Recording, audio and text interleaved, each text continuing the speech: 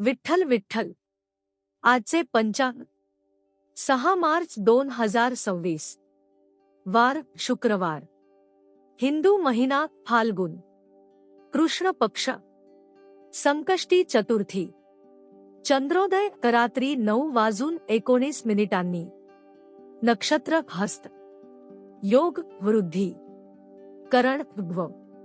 सूर्योदय सकाळी 6:56 सूर्यास्त सायंकाळी 6:44 विशेष. आज भालचंद्र संकष्टी चतुर्थी आहे. तसेच काही भागात आज तिथीनुसार छत्रपती शिवाजी महाराज जयंती साजरी केली जाते.